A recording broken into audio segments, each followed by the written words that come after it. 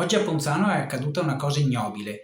Un automobilista ha deciso di disfarsi della sua cagnolina avvolta in un lenzuolo lanciandola nella cava Morganella, nelle pertinenze della cava. La denuncia arriva direttamente dal sindaco di Ponzano Veneto, Antonello Baseggio. Una cagnolina anziana, forse cieca, lanciata dal finestrino di un'auto in corsa a Merlengo, in via Antiga Sud.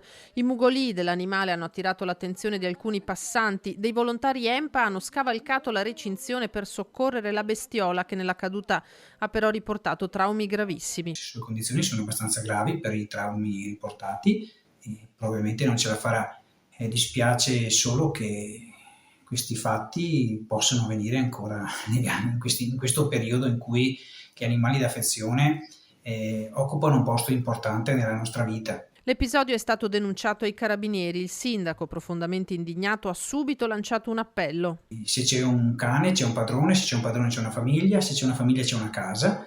Quindi io invito tutte quelle persone che possono riconoscere questa cagnolina, anche magari in forma anonima, chiamando anche il sottoscritto, il comune di Ponzano Veneto, il sindaco, i carabinieri, perché questo fatto deve assolutamente trovare giustizia. Non può essere che ci si sbarazzi di un animale in queste maniere. Gettata via come un sacco dell'immondizia, quando non serviva più, quando era diventata un peso. Alla fine la bestia è lei, è quella persona che ha deciso di disfarsi di una cagnolina quando poteva benissimo trovare altre soluzioni.